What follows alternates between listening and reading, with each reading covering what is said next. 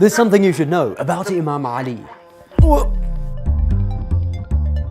Now we know that the Holy Prophet Muhammad was the final messenger and prophet of God who completed the message of Islam. But would the Holy Prophet have left this world without directly appointing a successor? On the 18th of Dhul Hijjah, after completing his last pilgrimage, the Holy Prophet was leaving Mecca towards Medina, where he and a crowd of Muslims who had accepted Islam reached a place called Ghadir Khum. According to some sources, there were 120,000 companions, Arabs and residents who were present during this event. These people had accepted the Holy Prophet as the final messenger of God. They prayed, they fasted, they did all the things that had been commanded to them and were returning from the Hajj pilgrimage. And yet at this point, the following verse of the Holy Quran was revealed. O Apostle, deliver what has been sent down to you from your Lord, and if you don't do it, you have not delivered his message at all, and Allah will protect you from the people. And there are numerous Sunni and Shia sources which confirm that this verse was indeed revealed at Ghadir Khum. Now the question is, what is it that Allah revealed to the Holy Prophet at this point? What was this thing that was so important that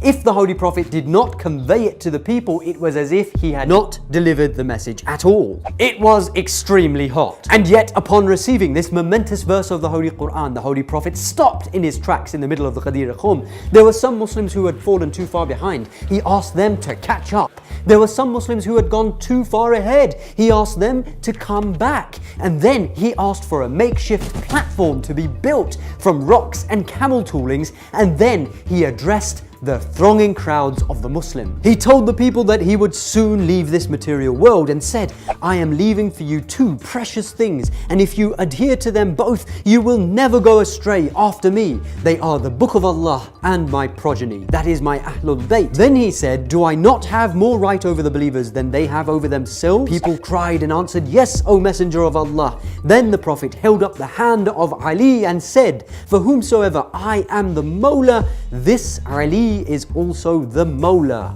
The variations of this hadith can be found in way too many sources, both Sunni and Shia. And it was precisely at this moment that this part of the Holy Quran was revealed. This day have I perfected for you your religion and completed my favor upon you, and have approved for you Islam as religion. And here are just some of the Sunni references which clarify that the revelation of this particular part of the Holy Quran was indeed at Ghadir Khum.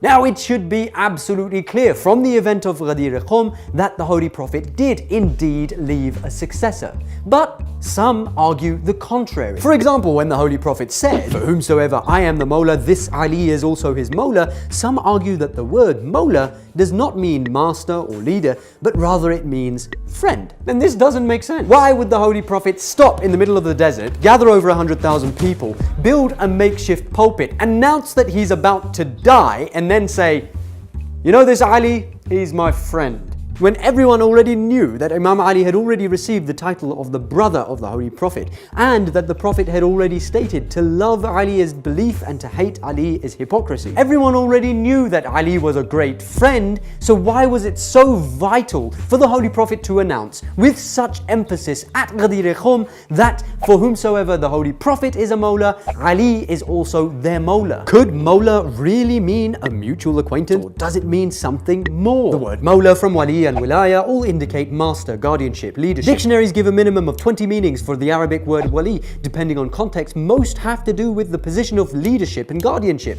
Only in one instance, it could mean a friend. The verse revealed before the speech states, O Apostle, deliver what has been sent down to you from your Lord, and if you don't, you have not delivered his message at all. It was vital for the Holy Prophet to announce what he announced. The entire message of Islam hinged on that final announcement. Could that really mean that the entirety of the message of Islam is to take Imam Ali as your buddy? The verse also indicates that the announcement would warrant enmity because it says, and Allah will protect you from the people. If the Holy Prophet was simply announcing friendship, why would that make people want to harm him? Why would that make Allah say, don't worry, I'll protect you from the people? What people? Well, people who have a problem with the authority lying in the hands of Imam Ali. For example, Harith ibn Nu'man came and said, you commanded us to testify that there is no deity but Allah and that you are the messenger of Allah, we obeyed you. You ordered us to perform the prayers 5 times a day and we obeyed. You ordered us to observe fasts during the month of Ramadan and we obeyed. Then you commanded us to offer pilgrimage to Mecca and we obeyed. But you are not satisfied with all this, and you raised your cousin by your hand and imposed him upon us as our master by saying Ali is the Moula of whom I am the Moula. Is this imposition from Allah or from you? The Holy Prophet replied, this is from Allah, mighty and the glorious. Harith was so full of envy for Imam Ali that he cried out, "Oh Allah, if what Muhammad said is correct, then fling on us a stone from the sky and subject us to severe pain and torture." And according to the hadith, Allah sent a stone which struck Harith on the head and left him dead at that very moment, at which point the verse of the Holy Quran was revealed. A questioner questioned about the punishment to fall. For the disbelievers, there is nothing to avert it from Allah, the Lord of the Ascent. Furthermore, there were many renowned individuals at Ghadir Khum who came to give the oath of allegiance to Imam Ali. For example, the first Khalif Abu Bakr said, "Well done, Ibn Abi Talib. Today you became the leader, Moula of all believing men and women." If Moula indeed meant friend, why would Abu Bakr come to Imam Ali and say, "Today you have become the Moula"? Was Imam Ali not already a friend? Had he previously been an enemy? Let's take a look at how the word Moula and its derivatives are used in the Holy Quran. Allah is the wali of those who believe. He brings them out of darkness and takes them into light. Would you translate this as friend?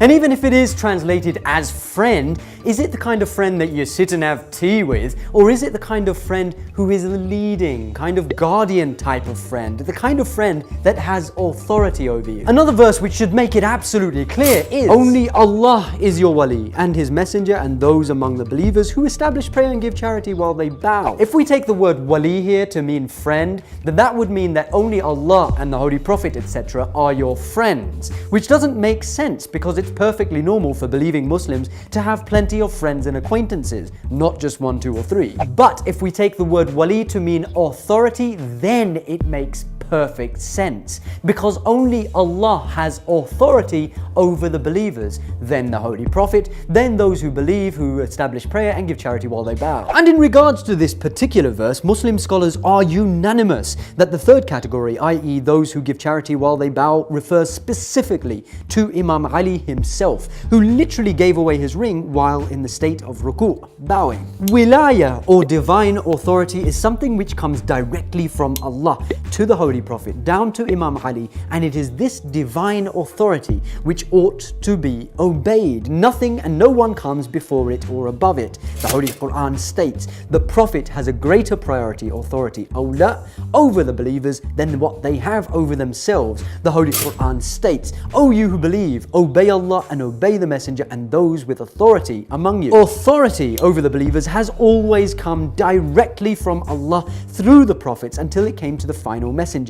And after this as well, there always has to be an authority on earth for the guidance and well-being of the pure message of Islam, to prevent the message from being changed and to guide human beings to the right path up until the Day of Judgment and implement the law of Allah on this planet Earth. No one has the authority to come and say, "I will be the guardian of Islam, I will lead the Muslims," going against the divinely appointed wali. That's why, according to the Shia school of thought, any leadership which does not get its authority from Allah is not a legitimate or divine authority. In the lifetime of the Holy Prophet, this divine authority belongs to the Holy Prophet himself, and after the Holy Prophet, it belongs to the infallible Imams. In fact, even a prophet of God does not have the authority to appoint a successor of his own without the permission of Allah. That's why the Holy Quran shows us that Musa prayed to Allah saying, "And my brother Harun, he is more eloquent in speech than I, so send him with me as a helper to confirm and strengthen me."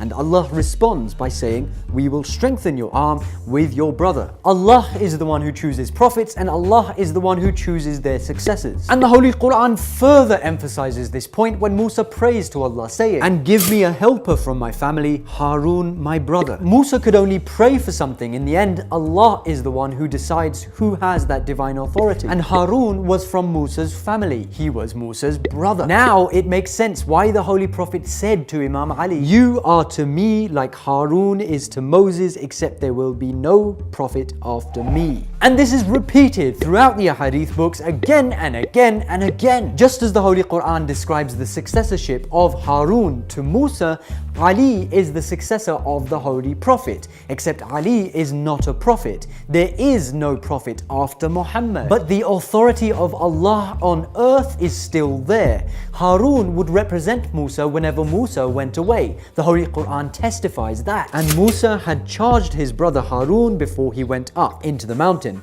Succeed me amongst my people. Do right and follow not the way of those who do mischief. Musa left his people for a mere 40 days, and yet he does not leave his people without a divine authority. How could we even imagine that the Holy Prophet Muhammad himself would leave this world and not leave a representative? No, in the same way that the Prophet Musa was succeeded by someone in his own family, the Holy Prophet Muhammad was also succeeded by someone from his own family. And this has been the case from the very beginning. Surely Allah chose Adam and Nuh and the descendants of Ibrahim and the descendants of Imran above the nations, offspring one of the other, and Allah is hearing, knowing. This line of authority which is chosen by Allah does not end with the Holy Prophet, but rather it continues until the Day of Judgment. This is what makes the event of Ghadir so significant. It ensured that even after the Holy Prophet leaves this world, the message will continue. And the Holy Quran states, "Then we gave the book for an inheritance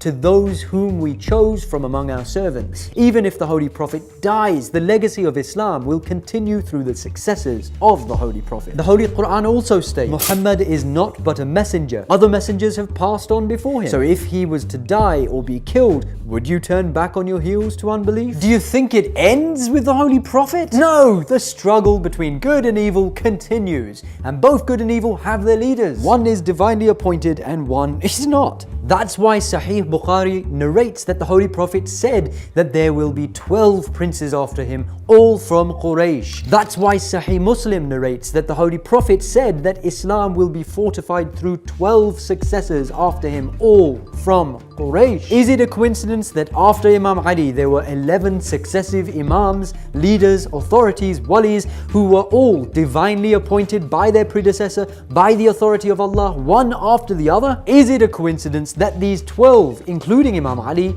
were all from the tribe of Quraysh? Is it astonishing that we are waiting for the return of the 12th of these successors, the true authority of Allah on earth, and that this 12th Imam who will establish justice on earth is indeed the Mahdi? Does it now make sense why it is reported in both Sunni and Shia sources that the Mahdi is specifically from the family of the Holy Prophet? The Holy Prophet is reported to have said, "The world will not come to an end until a man from my family, who will be called Al-Mahdi, emerges to rule upon my community." He said, "Anyone who denies Al-Qa'im Al-Mahdi among my children will have denied me." He said, "The world will not come to pass until a man from among my family, whose name will be my name, rules over the Arabs." And he said, "Even if there remains only a day on earth, God will bring forth a man from my progeny, so that he will fill the earth with justice and equity, as it is filled with tyranny." So now that we've understood that wilayah, or divine authority, belongs only to Allah, and then the prophets and messengers, and then the infallible Imams, where does Wilayatul Faqih come into this? The Waliul Faqih is neither a prophet or an infallible Imam. And yet, Imam Khomeini says, the Wilayatul Faqih is the very same wilayah of the Prophet. And that's something we'll discuss another time.